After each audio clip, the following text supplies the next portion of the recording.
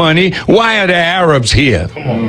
If we don't have money, why are the Koreans here? Right. If we don't have money, why is every immigrant that comes to America find their way into the black community to build their empire, their American dream on the black nightmare? So we have got to change. Hello lovely, welcome back to GC React. Anyways, we Farrakhan speaking to Somalis. Imagine guys, I'm telling you. And Rem said this guys, people are mad, like really mad, very mad. Not because he right, but because he told a truth. They didn't want to hear. Guys, let's talk about it. I will be right back with more commentary. Simply because it's just easier to substantiate an argument. White people say, this is our country, this is our land, get out of America. Black people say, or black culture, this is our country, we deserve reparations. This is what they say. We deserve reparations. Why are we giving money to this person and this group, and we not focusing on the African descendants of slaves, American descendants of slaves, right? So why are people against Trump removing the protections, allowing for people to come over here and pretend like they're seeking asylum when they really just trying to come up financially? Deporting people that came over here illegally that then take up our resources. If we're rewording this to look a certain way, but in reality, when you start to break it down, for different reasons, different groups that traditionally don't see things the right way, and so they clash, want the same thing. And we have a president that, regardless of whether or not you actually like him as a person, is saying, well, we need to get these people up out of here that's not supposed to be here because they're not here legally, or they're taking advantage of taxpayers, or they're defrauding us and taking all of our money. Then why are we divided on certain issues that, if that's what you believe, it actually serves us both? Here's the thing, Mel Love. You said every black person in America is not a descendant of slave, but I get what you mean. The people that did it legally don't even like the people that's coming over here illegally.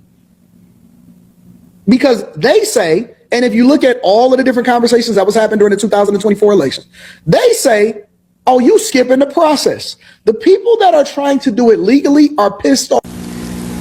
We have a stake here.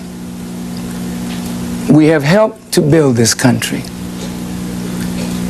When the Civil War broke out, supposedly, Mr. Lincoln wanted to free the slaves, but according to his own words, he really didn't care whether America had slaves or not. He really wanted to save the Union. Black soldiers fought on the side of the North and the South. The Union was saved, but we were not. Yeah. We have done what every citizen should do, but we have gotten nothing from it. So America is in trouble. And we believe we have a solution to the problem. And if the solution is good for black people, it's good for America. Yeah. With time fleeting, what is the solution? If we are already separate but unequal, and there is not the will on the part of the United States government, nor is there a national will to reconcile the differences between black and white. If you don't believe there is. No, I don't. All right. Well, I really don't. Okay, let's not qualify it then. But when I say if, I'm speaking now for those who might think there is that possibility. Well, why mollify them? Why patronize them? Why accommodate them if that's not what you feel? I don't wish for them at this point to feel that their thinking is discredited. But if in the course of this discourse and in the face of the overwhelming evidence that America really doesn't want black people, then look, let's tally up what is owed to us.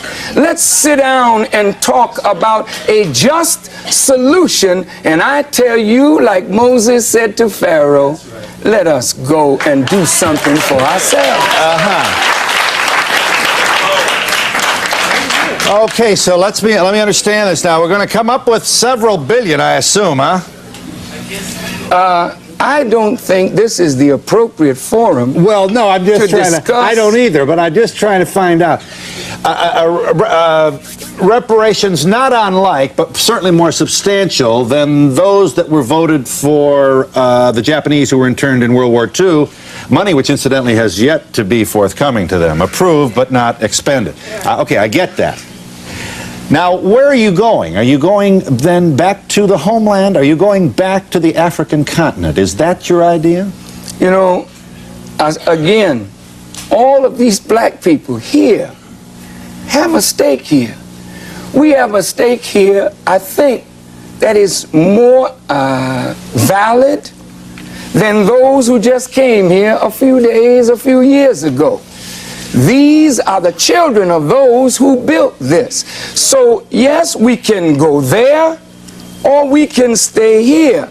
If we stay here, then why not separate and give to the children of those who built this country land and reparations that we may go and do something for ourselves. Now, I did mention, however, that there is the possibility of some of us returning to Africa. Africa is in need of the scholarship that we have gained from our sojourn in America. And just as England let go some of her convicts who had no hope, languishing in prisons, to help build this, and just as Britain let go of her convicts to build Australia and New Zealand, we have 609,000 black young men behind prison bars with no hope at all. Since we have the ability to reform them, let us reform them. Give us our title. Look, wait, just 1 minute. Since Africa had a part in our coming here, for it was some African brothers of ours who helped to sell us. And there were some Arabs who had a part in it. There were some Jews who had a part in it. There were some Europeans who had a part in it, but the death blow was dealt by the slave masters here in what is called now the United States. So since we didn't give up our right to Africa, then why should not we petition our own kith and kin to set apart for the children of the slaves certain land and territory that some of us, particularly those who have no hope whatsoever in the society, let them go to begin to build a new reality for themselves and for their people. In the homeland, in the land from which their kith and kin originated, and from which they came. And to go to Africa. Again, they have as much right here as you do. Well, but wait a minute, we've got a deal here. We're letting people out of jail. Yeah. Well, that does complicate it just a little bit. Assuming that not all the brothers will wish to return to Africa, obviously I do not presume to speak for them, but it's not unreasonable to assume that not all of them want to go. Is it your notion that there should be an area within the continental United States to establish a nation, a separate nation? If we agree that these brothers and sisters of ours can't get any justice within the social, political, and economic order that you call the United States. You said if. You don't think they can. Why shouldn't we be separated in a state or territory of our own? Because then there's this imaginary line. You get some sheriff down there chewing mail pouch, and we've discussed this before. But look, all of a sudden somebody starts holding hands with somebody else at the drive-in theater, and then the racist words are heard in the night, and there goes the neighborhood. Come on, you can't possibly expect. You can't trivialize the cry for justice. Now, it was not impossible for England, France, America, and the United Nations to take land from the Palestinians and settle Jews in a state of their own, giving hope to oppressed Jews all over the world. Why should there be this trivialization of a desire on the part of black people, since we have not made it here, to go and do something for ourselves? We as black people have to provide a future for our people, for the government and white people are not providing a future for us. So it is wrong for us to stay around laying at the foot of white people like the Bible's Lazarus, begging for crumbs and go and make a table of our own.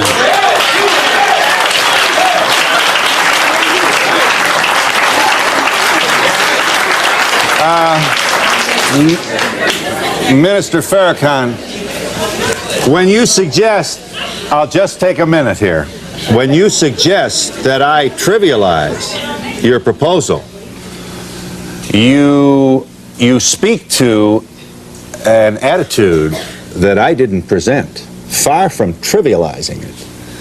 I am merely asking you to consider the consequences of an isolated island of African Americans within the community that we now call the United States of America. And you use the state of Israel to support your notion and its practical possibilities. And yet you feel that Israel was immoral and unfair to Palestinians in its declaration of statehood in 1948. But you had the will to take land from Palestinians. We have a more natural right to land in Africa or land here than the Jews had to Palestine.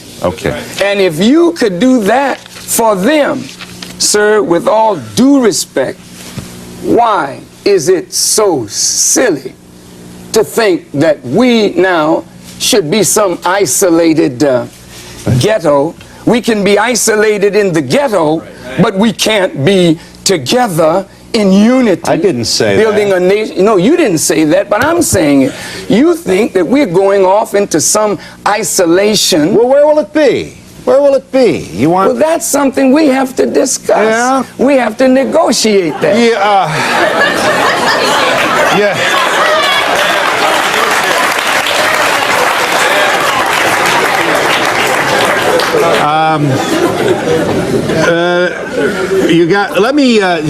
May I ask you for some brief commentary on this before our break this audience wants in here? You agree with Ronald Reagan that the welfare state creates a slave mentality, do for me, and is a kind of sleeping pill for the recipients, regardless of color. Do I understand you correctly? You understand Mr. Reagan correctly. But a welfare mentality was created when my fathers and mothers were made slaves and robbed of the knowledge of themselves and dependent totally on a slave master for food, clothing, and shelter. So that when we were so-called set free by the 13th Amendment, we didn't have the mentality of a free people to go and do for ourselves. So we turned right back around and volunteered our services for not free labor, but so close to free labor. So now Mr. Reagan says we don't want welfare because it leads to dependence. We already have been made dependents, but he uses that as an excuse to cut back on what he was already giving to the people and then never providing the safety net that he said he would put under those that he cut off. That is injustice, and it only compounds the evil. In your interview with the Washington Post, you said, among other things, some Jews, and they shared with their readers the entire transcript, everything you said. No. No? Oh, they edited it? Oh, yes. Oh, well. But I can't say that these are not my words. And I thank the Post for what they did. Over a full page. But my interview would have been probably 6 pages. Okay. Some Jews have been, you say, some Jews have been responsible for characterizing black people as clowns and buffoons, using the movie industry to get that message over. This is a dialogue you're having. You say you on an island with Brock Peters. He's shooting a movie and a Jewish producer. I don't. Did he tell you he was Jewish, or did you just? Oh, yes, sir. He said, "I'm Jewish producer." You make the point. You make the point that he says to you, you know, when we feel some danger, when we feel something, we get together and we essentially create screenwriters. The creative community does things to ensure to set things right. You're suggesting that the guy felt he could manipulate, and you believe he could too. You're coming very close to saying that you know, that Jews control the media. Oh. But I want you to answer me this. Some Jews have been responsible for characterizing black people as clowns and buffoons, using the movie industry to get that message over. What do you think of Eddie Murphy? Okay.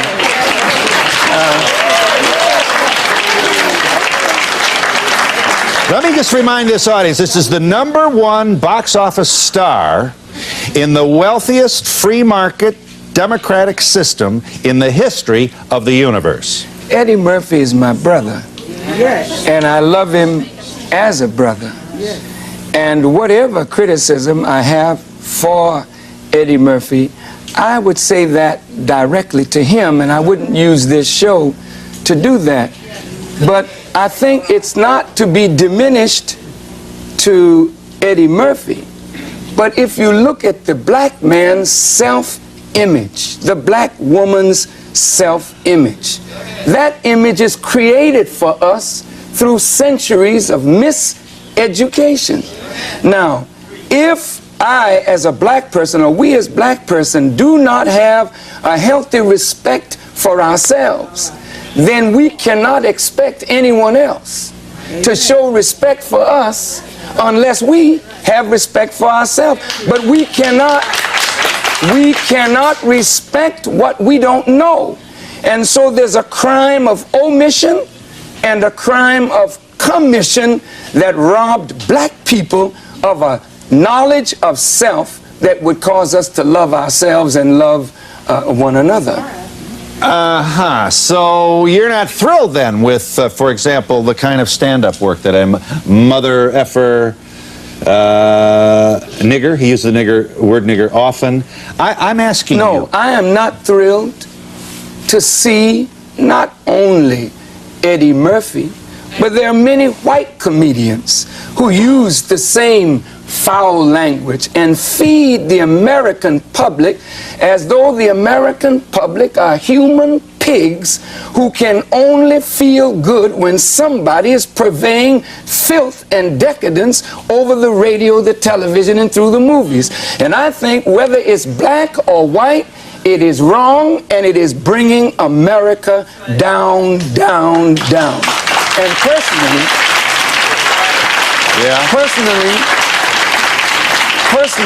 I would hope that managers and those in show business would use our God-given talent in a much better way than to promote filth and decadence. I think that America has too much of that, and again, she's in trouble because of it. Yes, ma'am. You'll be brief, I know. I am so sick and tired of this chip that you're carrying on your shoulder. We have bent over backwards, we have done backflips to make you feel equal, and yet we've done everything. A perfect example is in the federal government. If you and I get the exact same rating for a position, do you know what? You get it. And do you know why? Because you're black. Is that fair? Is that fair to me? Lucy, you want to speak to that?